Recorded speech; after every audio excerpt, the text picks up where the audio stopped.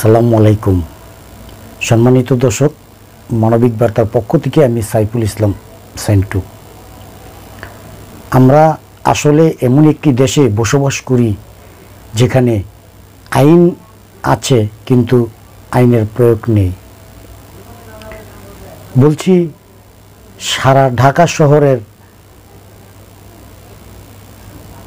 যত অটোরিকশা চলে তার কথা।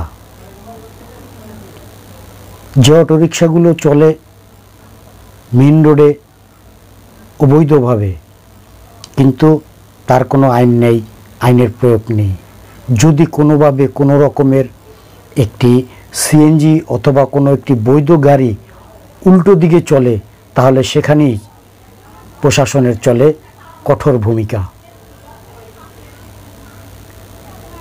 আমার শুধু একটি প্রশ্ন, যে গাড়িগুলো অবৈধভাবে চলাচল করে, যে গাড়িগুলো অবৈধভাবে রাস্তা উল্টো পথে পুলিশের সামনে দিয়ে চলাচল করে, অথচ দেখার যেন কেউ নেই।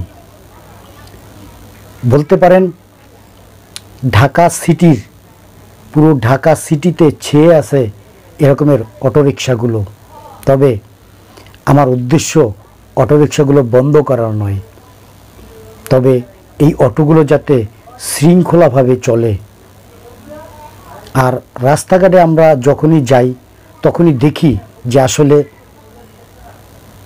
একটা অটোরিকশা যদি উল্টো পথে পুলিশের সামনে দিয়েও যায়, তার কোনো ব্যবস্থা নেওয়া হয় না।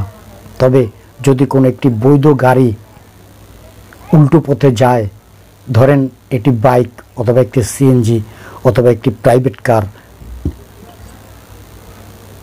তাহলে তার বিরুদ্ধে কঠোরভাবে ব্যবস্থা নেওয়া হয় প্রশাসনের।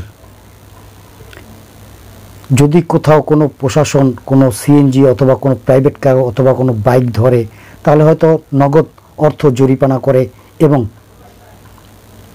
অথবা একটি মামলা দিয়ে দেয়।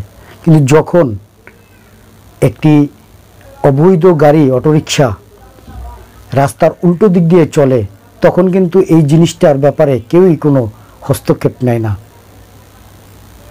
তাই আমি বলবো, অটোরিকশাগুলো বন্ধ নয়, এই অটোরিকশাগুলো যাতে শৃঙ্খলাভাবে রাস্তায় চলাচল করে, সেই জন্য সবার প্রতি, সকল প্রশাসনের প্রতি আহ্বান জানালাম।